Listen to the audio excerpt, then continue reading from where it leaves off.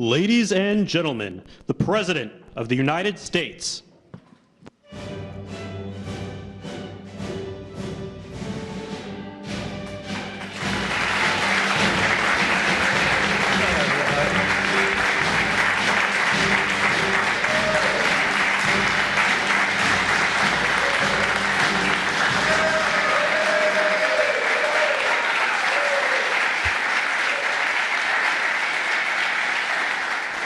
Well, thank you very much. Please sit down. Please, thank you. We have a lot of great political leaders and the biggest political leaders around, I guess you could say, but by far much bigger are the business leaders. It's not even close. I say that to my friends, the politicians. You have the greatest business leaders in the world here, so it's an honor. And this week we're celebrating the most successful first 100 days of any administration in American history. We're thrilled to welcome to the White House dozens of the world top leaders of all kinds, but in particular business leaders. And since the election, the companies represented in this room have collectively announced more than $2 trillion in new investments, and we have a total of close to $8 trillion all told. And there's never been anything like that in this country. We've never had anything close. I would say if you looked at the last administration, probably for 4 years they did maybe less than one. And we've done almost 8. I would say we'll be above 8 in a period of 2 months. So something happened. I think two things happened. November 5th happened, and November 5th gave you tariffs, intelligently used tariffs and various other forms of incentive. But it's really amazing. There's never been, I don't think there's ever been anything like this anywhere in the world. Together, we're going to bring back the most beautiful words. I always say made in the USA, the most beautiful words. We're going to have made in the USA like we haven't had before in a long time. In addition to the business leaders whose companies I will mention in just a moment, we have some great people, great senators. Marcia, where are you? Where are you, Martha? Martha? Marcia, thank you very much. Marcia Blackburn, Bill Cassidy. Bill, thank you, Bill. Ashley Moody. Ashley, thank you. And John Husted. John, thank you very much. And Representatives Byron Donalds, Buddy Carter, Rob Whitman, Mark Alford, Mike Rogers, Richard Hudson, and Abe Hamadeh. Thank you all very much.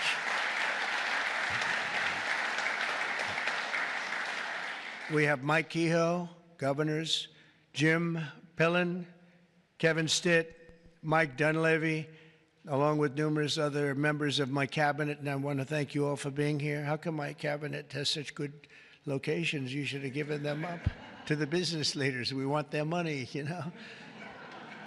They have very good locations. I'm not surprised. 100 days ago this week, we inherited the wreckage of 4 years of economic disaster under the previous administration. It was an economic disaster. It was a disaster at the border like nobody had ever seen before. And you probably see we've closed up the border 99.999%, meaning 3 people got in, 3.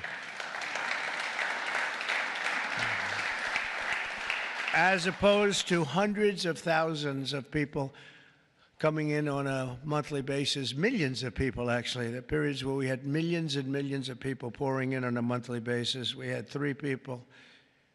They buried companies in crippling regulations, waged war on American energy, pushed massive tax hikes, and gave us the worst inflation in the history of our country. In Biden's final year, the United States had the worst trade deficit ever recorded, and we lost 106,000 manufacturing jobs. Other than that, he's done a fantastic job. But now all that is changing, and all that's changing very fast because we finally have the president who wants to put our country first. You have a president who believes in America first. In the first quarter GDP numbers just out today, core GDP, now we're removing distortions from imports, inventories, and government spending, was up plus 3%. But this is Biden's economy because we took over on January 20th. And I think you have to get us a little bit of time to get moving, but this is the Biden economy. But we still had and we've had a lot of things happen since November 5th that helped this economy because it was indicating a strong private sector growth. And it only started after November 5th.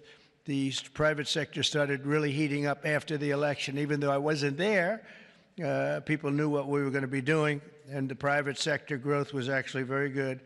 Very importantly, gross domestic investment was up an incredible 22%, which they had never seen before. Every new investment, every new factory, and every new job created is a sign of strength in American economy and a declaration of confidence in America's future. We really do. We've never seen anything like this. Even Samsung, whose name isn't mentioned here, but I heard that they announced this morning that they're going to be building a very big plant because they want to be able to beat the tariffs. It's the only way to beat them. The entire Trump economic agenda is about making it easier to do business in America, to create jobs in America, to hire American workers, and to build your factories here in America, not in China or any other country. And we're dealing with many, many countries right now, I will say. And I think I can say for Scott and for Howard and for some of the people that are dealing, there are too many to handle. I mean, to be honest with you, I'd love to hire some of the people running these companies. Boy, would you do a good job. I could have Jensen negotiate. He'd blow my people away, wouldn't you? I think even Howard would say that. Howard would say, we'll take them. He'd blow them away. He would make deals. One deal would be the end. That would be it. But we've terminated the Green New scam. It was a scam. And halted tens of billions of dollars of money, wasteful, deficit spending. It was like throwing money right out the window. And in the coming weeks, we'll pass the largest tax cuts in American history. And I think even more so, we'll be doing things for business like you've never seen before. You saw it in a little smaller version at the beginning of our last term. You know, we had the most successful 4 years that any president has ever had. The stock market was up 88%. The other markets were up almost 100%. And that's despite COVID and all the crazy things happening. But we had a tremendous 4 years. We've given credit for that, actually. But our big, beautiful bill, as I call it, our big, beautiful bill, we may name it that, actually, will include 100% expensing retroactive to January 20th. So that's all the way back to just about the beginning of the year. So expensing 1 year, you take a deduction 1 year, so you can build your factories right now, essentially almost tax-free, if you think about it. Nobody's ever been given that. And we're going to make that expensing for a 4-year period at a full 100%. So last time we made it 1 year, and you had deductions. You'd go from 100% to 80 to 60 to 40 to 20 to Zippo. And now what we're going to do is we're going to keep it at that level, and we're going to have it for 4 years. So I believe that was one of the reasons that we had such unbelievable growth. Also, we allowed you to bring money back from outside of the country. It was impossible. You had to have 15 different law firms representing you. It was so complicated. And worse was that the tax rate was 65%. I lowered the rate substantially, but still a lot. You know, we shouldn't take your money just to hold you hostage, right? So we lowered it to a reasonable amount, and we took in trillions of dollars, came back. Apple brought in a tremendous amount of money. A lot of the companies here brought in a lot of money, and the businesses represented today clearly understand that if you build your factory in the United States, your tariff rate is 0, and you have other advantages too, and not the least of which is what I just said having to do with the bill. Now, we have to get that bill approved, so call your local representative, please, and make sure that we get it approved, because I don't want to talk too early, but we're doing well with the Republican Congress. We have the Senate is doing great, and the House is doing great. John Thune has been spectacular. Mike Johnson has been spectacular. Marcia, you're in there working very hard and doing well. What do you think? Are we going to get it passed? We have to. Marcia, we don't get it passed, I'm blaming you. We have to. We have to get it passed. We will. I think we will. But I don't think we'll have any Democrat votes. If we don't get it passed, what would happen is your taxes go up 68%. Think of that. And we may not get one vote because they just vote against. It's Trump derangement syndrome, or maybe it's just they hate Republicans or they hate what we're doing because they've lost their confidence. They've totally lost their confidence. They don't know what the hell is going on. And we are going to get it done. It's probably going to be fully Republican. Fortunately, we have the House, we have the Senate. And we may or may not have a couple of grandstanders, I don't know. But if we do, it would be good if you could work on anybody. I mean, if I were a Democrat, I'd be voting for it 100%, because I think it's very dangerous politically not to vote for it. Think of it, your taxes go up almost 68%. So, but it looks like we're in good shape, I think, and hopefully we'll get it approved. It'll be the biggest bill ever approved in the history of our country, and it'll be the biggest tax cut ever approved in the history of our country. And in addition to that, regulations, which I'm doing in and outside of the bill, will be as big or bigger than we did last time. We have the record for regulation cuts in the 4 years. We cut 4 times higher than any other president in a 4-year period. And we're talking about 8 years and 2-term presidents. We were 4 times higher than any other president in terms of regulation cuts.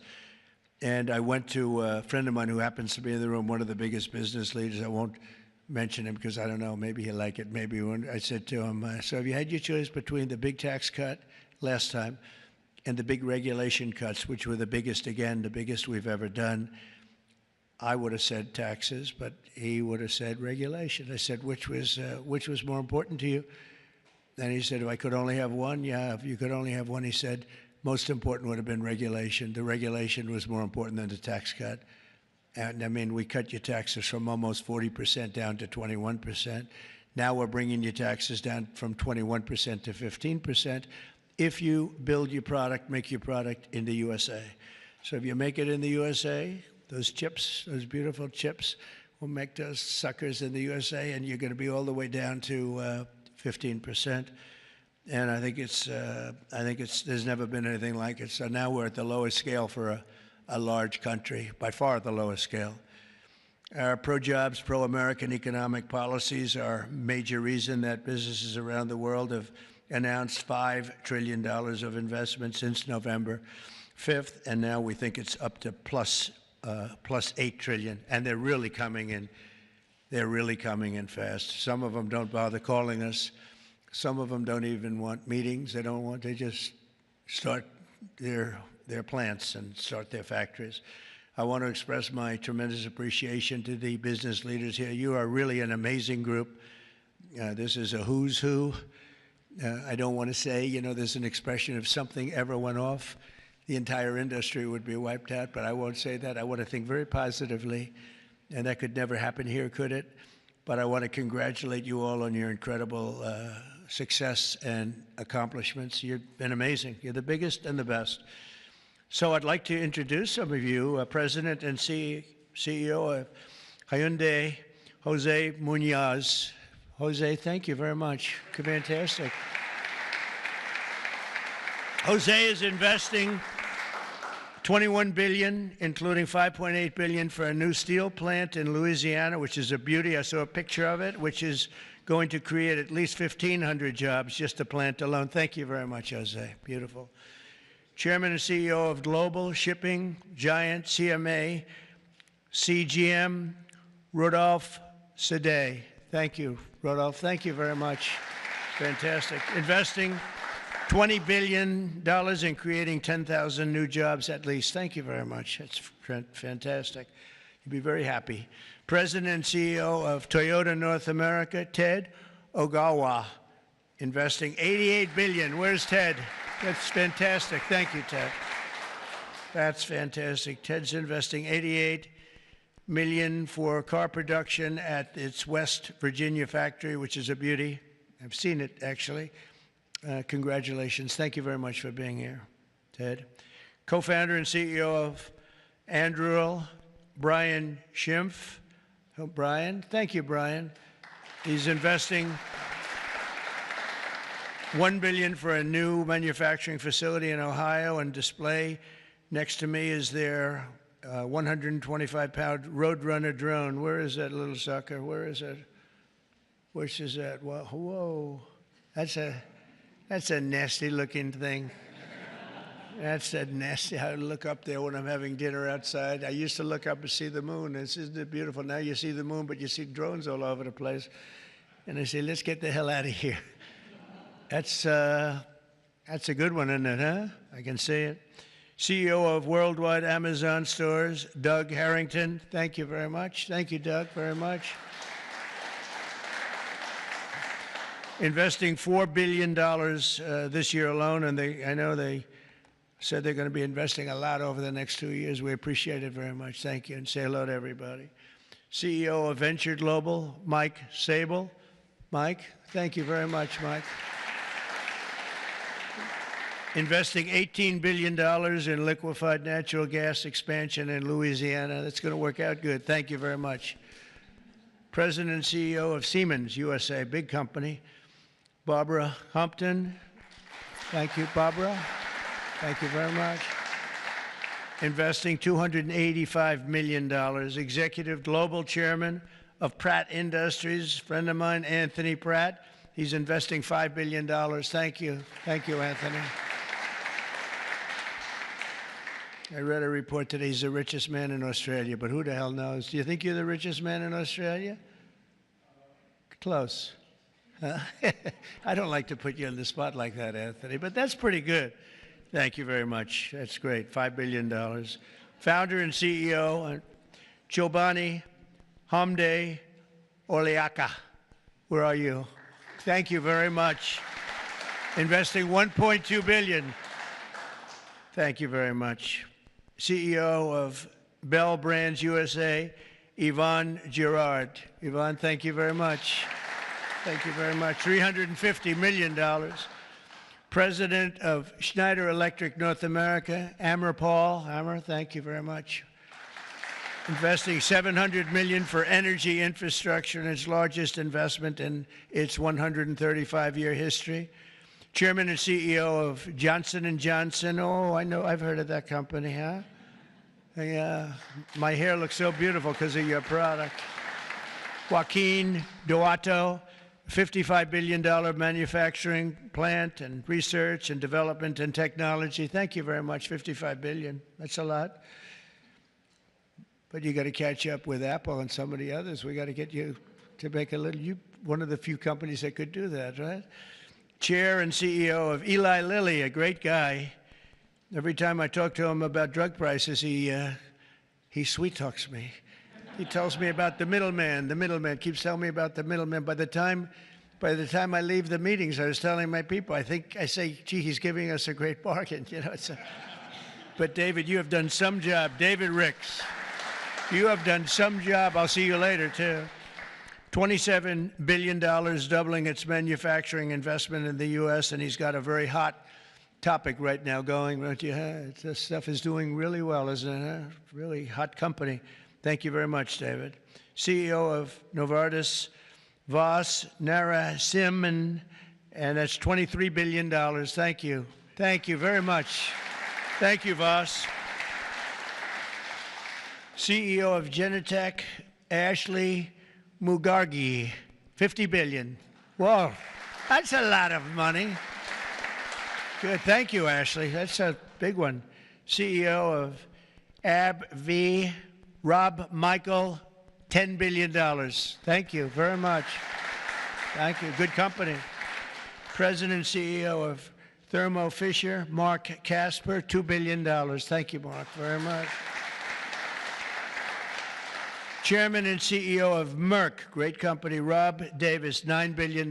Thank you very much, Rob. Chairman and CEO of Abbott, Robert Ford, $500 million. Thank you, Robert.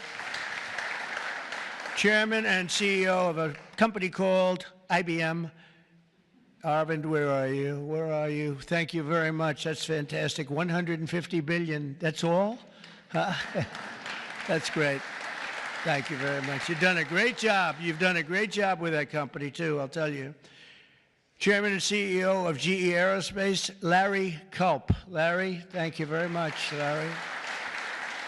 And Larry's investing $1 billion in manufacturing across 16 states, and with us as we have the model of their F-110 engine, which I hear is like, I must tell you, I hear it's the hottest engine there is. You got a gold mine over there, Larry, which powers our nation's finest fighter jets and other jets. And your big engine is really something that I hear is beyond anything that has been produced yet. So good luck with it. And Larry, I think we're going to ask you to say a few words, actually. So come on up. Thank you. Thank you. Thank you. Thank you, Mr. President. It's an honor to be here representing all of my colleagues at GE Aerospace. We are today 125 years old, but we are inventing the future of flight. Today, we power 3/4 of the world's commercial airlines and nearly 2/3 of the U.S. military combat jets and helicopters. So what you see here with the F-110 powers 70% of the newest Air Force F-15s and the F-16s. I know you were in Michigan just yesterday. Yeah. This is the engine that will be under wing on the F-15EX Eagle II that the Michigan Air National Guard will soon be flying. We're excited about what's happening at our company. We're investing $1 billion this year, as the President said, across 16 states, not only in our manufacturing footprint, but with so many of the small and mid-sized businesses that constitute our supply chain. There's a lot happening. We're excited about it. Mr. President, thank you for what you're doing, not only to revitalize U.S. manufacturing, but helping ensure that the U.S. aerospace industry, one of our biggest net exporters, continues to lead the world in innovation. Thank you. Thank you. Great job. And he has done a really great job. You took over a slightly troubled company, and now you've made it hot as a pistol. So that's really an amazing job you've done in a short period of time. Also with us is Chairman and CEO of SoftBank, Masa. Where's Masa? Masa, come on up here, Masa. Masa has pledged $200 billion plus another $500 billion with Oracle and OpenAI for a total of $700 billion. Thank you, Masa. Come on up, please.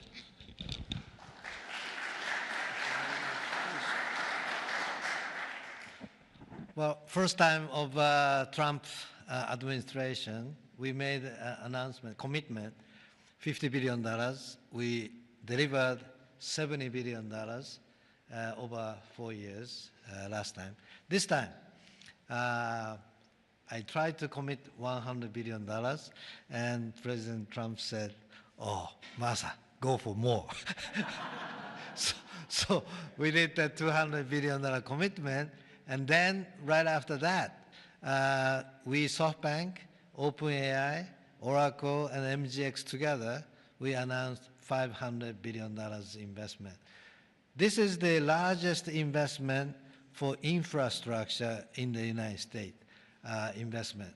And I think this is more than the scale. The importance is this is the largest infrastructure for the AI, which is the future of mankind, I believe. It's going to change every industry, every way of how our mankind's lifestyle of the future. I am committed. U.S. is the center of innovation. U.S. must continue the leadership of AI. Thank you very much. Thank you. Thank you very much. Great honor. Thank you very much, Masa. Been a friend of mine for a long time. These guys are mover. We got to say, you are really something. It's great. We appreciate it too. It's a great spirit, great genius. Tim Cook from Apple is pledging, not only pledging, is committed to $500 billion. They're going to build plants all over the country, 7 or 8 different states. They've already started. And so I want to thank Tim. That's such a big investment for somebody that, had them pretty much in one location, as you know. Now they're coming into the United States, I believe, because of the spirit and the tariffs and the incentives. So that's Apple for $500 billion. And one of the most brilliant men that you'll ever meet, a man that's done in a short period of time something that is incredible. He's the founder, CEO, and president of Nvidia. Jensen Huang, he's producing up to 500 billion over the next 4 years to manufacture the most powerful AI chips entirely in the USA for the first time ever. Jensen, would you come up and say a few words? This is a smart cookie.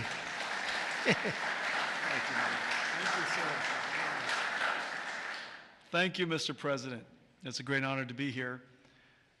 Nvidia reinvented computing for the first time after 60 years. In fact, Ervin at IBM knows quite well that the computer has largely been the same since the 60s. The IBM System 360 described really quite perfectly the computer that we use today. Central processing units, operating systems, the separation of hardware and software, I/O subsystems, multitasking. All of the words that we use to describe computers today were really invented in 1964, the year after my birth. Well, after all this time, we've reinvented computers again. This is what a processor looks like. It's on the right there. People say it's a GPU. That's one GPU unit, and it's 70 pounds, 60,000 parts, 10,000 watts. In order to manufacture it requires probably a couple of hundred companies in the supply chain. It is so heavy that it requires robotics to do. It's so precise. And just to test a supercomputer requires a supercomputer. And we're going to build NVIDIA's technology, the next generation of that, all here in the United States. Without the president's leadership, his policies, his support, and very importantly, his strong encouragement. And I mean his strong encouragement. Frankly, manufacturing in the United States wouldn't have accelerated to this pace. Manufacturing isn't about low-cost labor anymore. Manufacturing is about technology. And most of the factories that build these systems today are the most advanced factories in the future. And we're going to use artificial intelligence and robotics and omniverse digital twin technology to make it possible for us to create the factories of the future. And we ought to build it right here. The really amazing thing is that this computer is the engine of a whole new industry. And this new industry is called artificial intelligence. And this new industry is a manufacturing industry in itself. That's a factory machine. Just as several hundred years ago, the dynamo was invented, water would come in and electricity would come out. Now electricity goes into this machine and incredible tokens come out, artificial intelligence. In order for this industry to thrive, we need to build these systems, of course, but we also need a progressive growth and industry-oriented energy policy, which this president has really put his weight behind. I really appreciate that. Without energy, we can't possibly have new growth industries. And we now have the backing of the administration, the backing of President Trump to support the creation of a whole new industry. This industry is going to enable a whole bunch of other industries. What we now call the AI infrastructure is going to revolutionize every industry that we know. All of the many CEOs in the room today are great partners of ours for that reason. We're working on artificial intelligence for many industries, from healthcare to drug discovery to life sciences, financial services, education, so many different industries. And that's going to be possible because we have the fundamental infrastructure here in the United States. And so I want to thank you, sir, for everything that you've done and the strong encouragement and the great policies that make it possible for us. Thank you, sir. Very much. Thanks.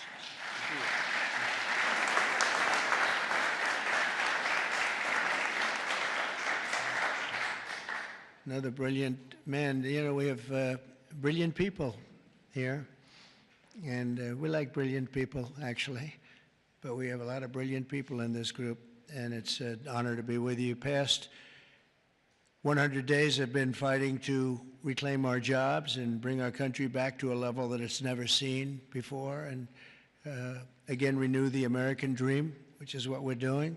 We have tremendous spirit. I don't know if you've heard, but it's become really quite a story. I see Pete's right over here, Secretary of Defense. We have the largest number of new enlistees or people enlisting in the military forces that we've ever had. And if you remember, 6 months ago, we couldn't get anybody to sign up. That's a big turn in a very short period of time. And November 5th had a lot to do with that, and our Secretary of Defense and a lot of the people that you see sitting here really had a lot to do with that. There's great spirit. I can say that also with the police forces throughout the country. We're having a hard time filling them up. It's a dangerous job, but now we have waiting lists at almost every place. And that's an amazing accomplishment when you think. It's amazing.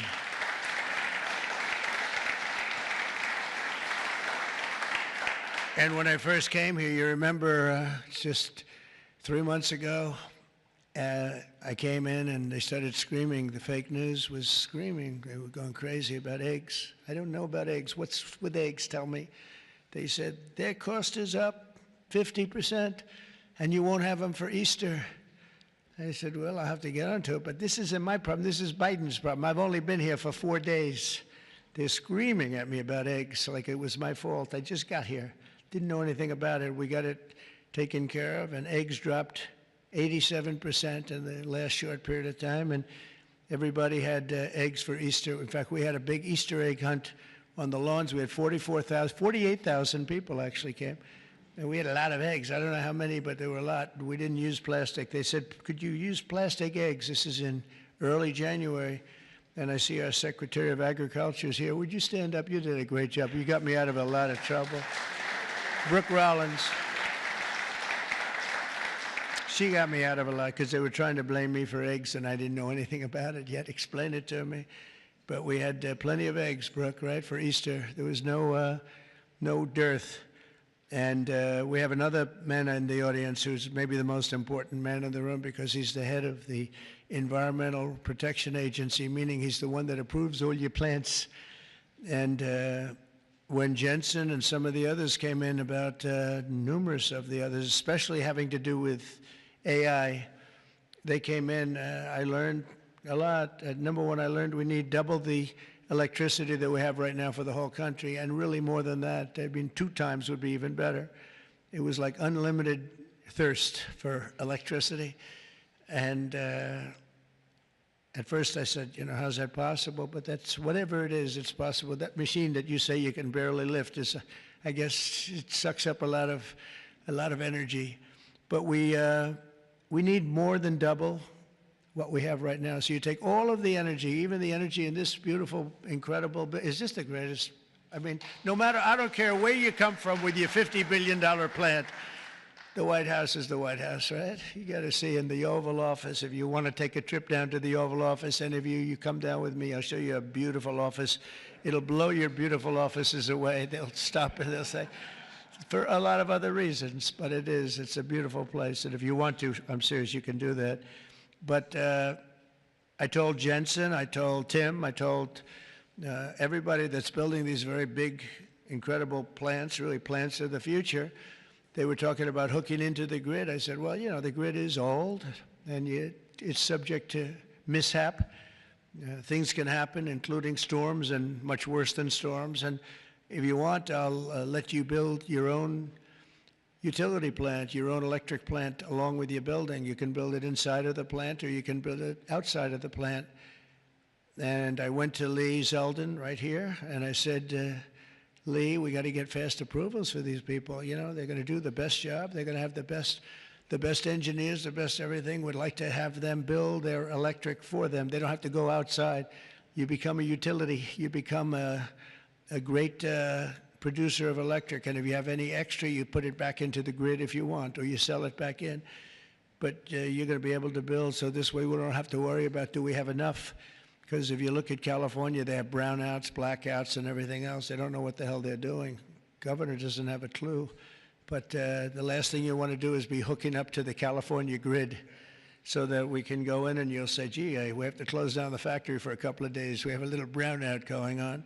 So you're going to be able to build your own plant and produce as much electric as your beautiful heart's desire. And that'll be something that nobody's done before. And we're going to ask Lee to get those approved very quickly.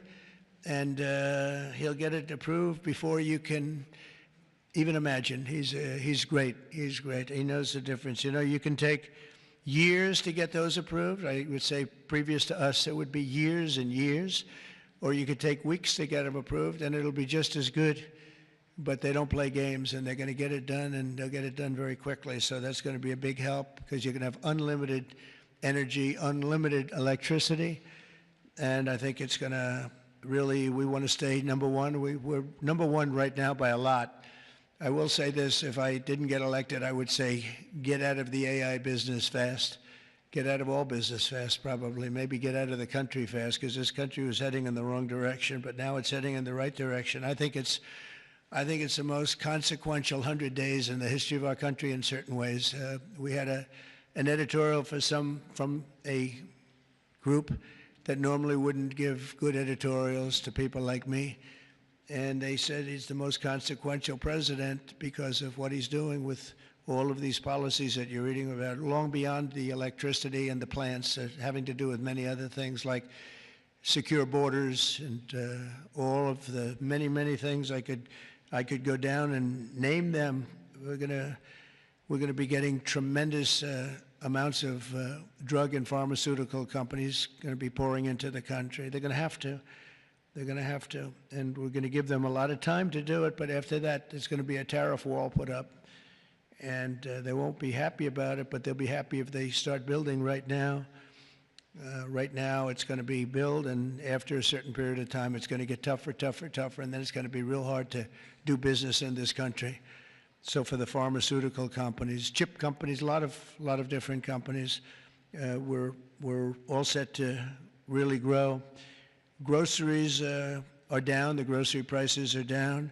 Gasoline prices are down. We had some gasoline selling for $1.98 a gallon just recently in 3 different states over the last 2 days.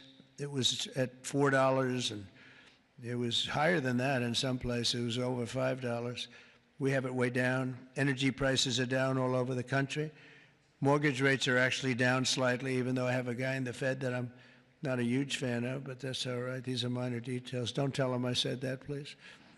As the cameras rock and roll back there. No, I mean, he should reduce interest rates. I think I understand interest a lot better than him because I've had to really use interest rates. But we should have interest rates go down. It would be positive, but it's not going to matter that much because ultimately what we're creating has much more to do with other things than it does just pure interest rates. But it would be nice for people wanting to buy homes and things. The prescription drug prices just saw the largest monthly decline ever recorded. So, David, I'm having a little bit of an impact, at least on you, as I browbeat this guy. And he looks like he's 25 years old. He has this massive company, Eli Lilly, and it has no impact on him whatsoever. But I just see this number just came out. It's the largest monthly decline ever recorded. Yeah, but it's probably about 2%. You know, they did that to make me feel a little bit better. But I appreciate it. We have achieved the lowest number of illegal border crossings in U.S. history, and we're at a level that nobody thought we could get to in 2 years, let alone a couple of months. And I think Kristi Noem is here someplace. Where is Kristi? She's here. Stand up, Kristi. And Tom Homan. And I see Linda. Stand up, Linda. You are doing so good. Education. We're bringing education back to the States, where it belongs. And she's been incredible. She's very upset with Harvard. They have $53 billion in a fund, and yet they want more grants. And it looks like we're not going to be giving them any more grants, right, Linda? And, you know, a grant is at our discretion, and they're really not behaving well, so it's too bad. But our country is roaring like never before. Nobody's ever really seen anything like this. And again, the big thing is whether it's $8 trillion or even more than that, by the end of the year, it could be a number that would be, I think it's already, there's never been anything like it, but this is in a period of a couple of months. I think by the end of the year, the numbers will be just staggering. It's really going to be something very special, and I'm very honored to be with you. And I'd ask if anybody has any questions, please. This is your time. This is your time. You'll be live on television, all the fake news back there. Now that'll keep them down, right? That's the way to keep them down, unless they're bad people, in which case, unless they want to make some news. Would anybody have any questions? Anybody? Business leaders? You want to know anything about depreciation? No? I love it. We've done such a good job, we don't have to take. Howard, would you like to say a couple of words, please?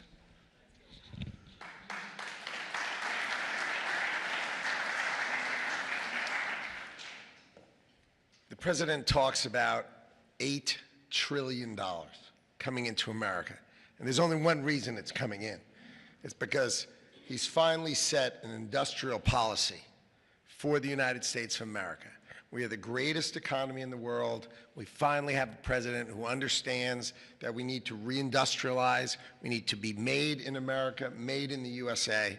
And you feel it. You feel it with these leaders. You feel it across all your peers. Everyone feels it. It's coming back to America, and we are going to be rocking. So thank you, sir. Great job. Great job. So thank you very much, everybody. And for the business leaders, if any of you would like to come down to the Oval and say hello, if you've never seen it, if you have seen it, just go home and enjoy your lives, count your money. But if you'd like to come down, I'm heading down there now. And again, thank you very much, everybody. Pam, you're doing a fantastic job. You're doing a fantastic job. Thank you very much. Thank you, everybody. Thank you.